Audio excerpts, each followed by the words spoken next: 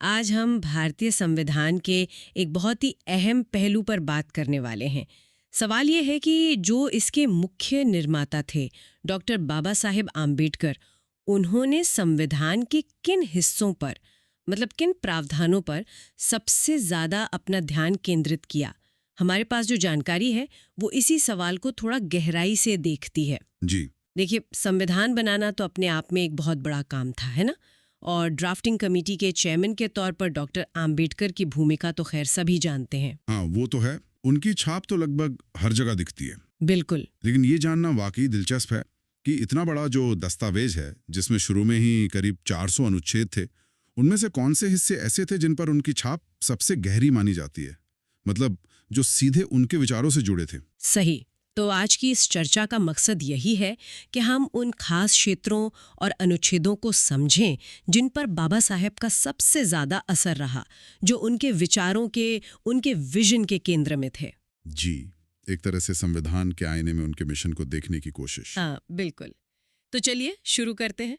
स्रोत सबसे पहले एक बेहद महत्वपूर्ण हिस्से की बात करता है, समानता का अधिकार। अच्छा। अनुच्छेद 14 से 18।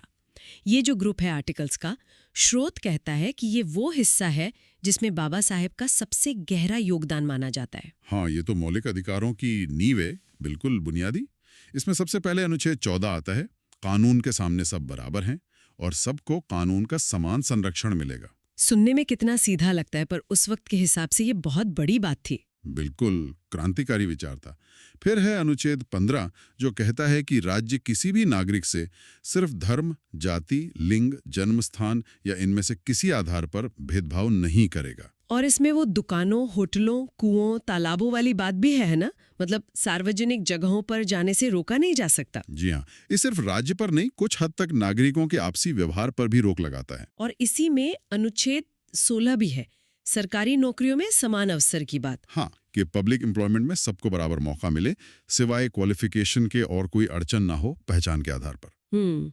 लेकिन इस ग्रुप में जो अनुच्छेद शायद सबसे ज्यादा मतलब सीधे सीधे बाबा साहेब के अपने जीवन के संघर्षों से जुड़ा है, वो है अनुच्छेद 17, अस्पृश्यता का अंत। हाँ, ये बात स्रोत भी जोर देकर कहता है। जी, ये सिर्फ एक कानूनी नियम नहीं था, ये तो एक तरह से सामाजिक क्रांति का बिगुल था। उनके जीवन को देखें तो ये समझना मुश्किल नहीं कि ये उनके लिए कितना ज्यादा मायने रखता होगा, अस्पृश्यता का पूरी तरह से खत्म होना। निश्चित रूप से जो अपमान, जो बहिष्कार उन्होंने और उनके समुदाय ने झेला था, उसे कानूनी तौर पर मिटाना उनके लिए एक मिशन था।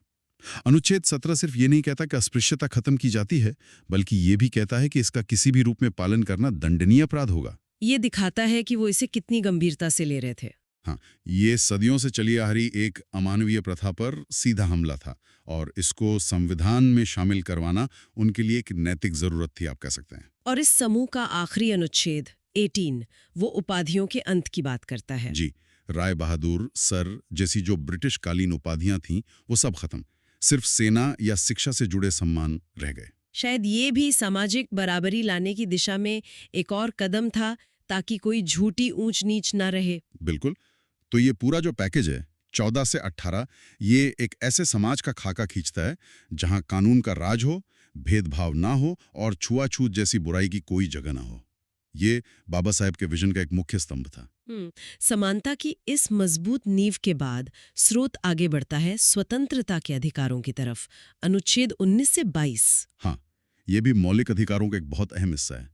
अगर समानता सामाजिक न्याय की बुनियाद है, तो स्वतंत्रता जो है वो व्यक्ति की गरिमा और लोकतंत्र के लिए जरूरी है। इसमें तो कई तरह की आजादियां हैं, है ना? जी, खासतौर पे अनुच्छेद 19, इसमें बोलने और अभिव्यक्ति की स्वतंत्रता है, शांति से जमा होने की, संघ या संगठन बनाने की, पूरे भारत में कहीं भी आने जाने और बसने की, और कोई भी पेशा या व्यापार करने की स्वतंत्रता। ये सारी आजादियां ही तो नागरिक को नागरिक बनाती हैं, जी, सिर्फ एक प्रजा नहीं। सही कहा। इनके बिना लोकतंत्र कैसा? और इन पर भी संविधान सभा में काफी बहस हुई थी। बाबा साहेब और बाकी सदस्यों ने ये पक्का किया कि ये संविधान का हिस्सा बने। लेकिन ये असीमित तो नहीं है, शायद इन पर कुछ रोक भी लग सकती है। हाँ, बिल्कुल।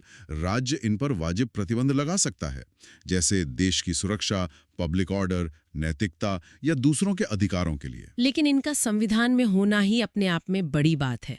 एक संतुलन बनाने की कोशिश की गई है। व्यक्ति की आजादी और समाज के हित के बीच का संतुलन। जी, इसी समूह में अनुच्छेद 20 भी है, जो अपराधों के लिए सजा के मामले में कुछ सुरक्षा देता है। अनुच्छेद 21 जीवन और व्यक्तिगत स्वतंत्रता का अधिकार, ये तो बहुत ही व्यापक है।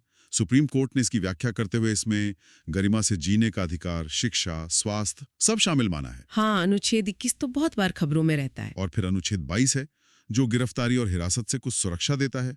तो ये सब मिलकर व्यक्ति को राज्य की मनमानी से बचाते हैं। तो समानता और स्वतंत्रता, जी, ये दो बड़े स्तंभ हो गए। अब स्रोत एक और क्षेत्र की बात करता है जो बाबा साहब के काम के बिल्कुल केंद्र में था, अनुसूचित जातियों और जनजातियों के लिए विशेष प्रावधान, मतलब जिसे हम आरक्षण कहते हैं। हाँ, ये उनके सामाजिक न्याय के एजेंडे का शायद सबसे अहम और सबसे ज्यादा बहस वाला पहलू रहा है। ये असल में समानता के अधिकार से ही जुड़ा है, लेकिन ये औपचारिक समानता से आगे जाकर वास्तविक समानता लाने की कोशिश है। अच्छा, ये कैसे? देखिए, यहाँ हम मुख्य रूप से संविधान के भाग 16 और अनुच्छेद 330 से 342 की बात कर रहे हैं। बाबा साहब का तर्क ये था कि जिन समुदायों को हजारों साल से दबाया गया है, जिन्हें मौके नहीं दिए गए, उन्हें आप अचानक से बराबरी की दौड़ में शामिल होने को नहीं कह सकते। ये तो सही बात है। तो उनका मानना था कि इन वर्गों को मुख्य धारा में लाने के लिए, उन्हें बराबरी पर लाने के लिए कुछ समय तक विशेष मदद की जरूरत होगी, एक तरह की सकारात्मक कार्यवाही या अफर्मेटिव एक्शन जिसे कहते हैं। तो इसमें क्या क्या शामिल था? इसमें लोकसभा और राज्यों की विधानसभाओं में SC/ST के लिए सीटें आरक्षित करना शामिल था, ताकि उनकी आवाज नीति निर्माण में सुनी जा सके। ये अनुच्छेद 330 और 332 में है। फिर अनुच्छेद 335 है, जो कहता है कि सरकारी नौकरियों में भर्ती करते समय इन वर्गों के दावों का ध्यान रखा जाएगा। हाँ, प्रशासन की कुशलता बनाए रखते हुए। और शिक्षा में आरक्षण? वो बाद में संशोधनों के जरिए, जैसे अनुच्छेद 15(4) और 16(4) से और स्पष्ट हुआ। लेकिन मूल भावना यही थी कि ऐतिहासिक अन्याय को सुधारा जाए और समाज के सबसे पिछड़े तबकों को भी आगे बढ़ने का मौका मिले। तो ये सिर्फ कागज पर बराबरी नहीं, बल्कि असल में बराबरी लाने की कोशिश थी। ये मानना कि बराबरी लाने के लिए कभी कभी अलग व्यवहार भी करना पड़ सकता है। हाँ, इसे आप चाहें तो समता कह सकते हैं, समानता के साथ साथ जरूरत के हिसाब से अवसर देना, ताकि नतीजा समान हो सके। बाबा साहब का मानना था कि ये अस्थायी उपाय हैं, जब तक ये वर्ग सामाजिक और शैक्षिक रूप से बराबरी पर नहीं आ जाते। ये वाकई एक बहुत महत्वपूर्ण और संवेदनशील पहलू है उनके काम का। बिल्कुल। अच्छा, अब एक और चीज जो स्रोत में बताई गई है, वो शायद थोड़ी तकनीकी लगे, लेकिन वो बाबा साहब की दूरदृष्टि दिखाती है। अनुच्छेद 368 यानी संविधान में संशोधन करने की प्रक्रिया में ये सवाल हमेशा रहता है कि इसे कितना पक्का बनाया जाए और कितना लचीला। हाँ, अगर बहुत कठोर हो तो वक्त के साथ बेकार हो सकता है, और अगर बहुत लचीला हो तो कोई भी सरकार आकर उसे बदल देगी, उसकी मूल आत्मा ही खत्म हो जाएगी। तो बाबा साहब ने क्या रास्ता निकाला? उन्होंने भारत के संविधान को एक जीवंत दस्तावेज, एक लिविंग डॉक्यूमेंट बनाने पर जोर दिया। मतलब ऐसा दस्तावेज जो समय और समाज की बदलती जरूरतों के हिसाब से खुद को ढाल सके, विकसित हो सके। अनुच्छेद 368 इसी संतुलन को बनाने की कोशिश है। इसमें अलग अलग तरीके हैं क्या संशोधन के? हाँ, इसमें तरीके बताए गए हैं। कुछ सामान्य चीजें संसद साधारण बहुमत से बदल सकती है। ज्यादातर प्रावधानों के लिए संसद के दोनों सदनों के विशेष बहुमत की जरूरत होती है, यानी कुल सदस्यों का बहुमत और वोट देने वालों का 2/3 बहुमत। ये तो काफी मुश्किल प्रक्रिया है। हाँ, और कुछ चीजें जो भारत के संघीय ढांचे से जुड़ी हैं, जैसे केंद्र राज्य संबंध या सुप्रीम कोर्ट की शक्तियां, उनके लिए तो इस विशेष बहुमत के साथ साथ कम से कम आधे राज्यों की विधानसभाओं की सहमति भी चाहिए। अच्छा, तो ये कठोरता और लचीलेपन का मिश्रण है। बाबा साहब ने इस प्रक्रिया को बनाने में बहुत अहम भूमिका निभाई, ताकि संविधान स्थिर भी रहे और जरूरत पड़ने पर बदल भी सके, प्रगतिशील भी रहे। ये वाकई दूर की सोच थी, संविधान को भविष्य के लिए तैयार रखना। तो हमने देखा कि बाबा साहब का प्रभाव समानता, स्वतंत्रता, सामाजिक न्याय के विशेष प्रावधानों और संविधान के लचीलेपन, इन सब पर कितना गहरा था। अब अगर हमें इन सब में से किसी एक चीज को चुनना हो जो उनके मिशन का बिल्कुल सार हो, तो वो क्या होगी? ये सवाल मुश्किल है, क्योंकि उनका काम तो बहुत फैला हुआ है।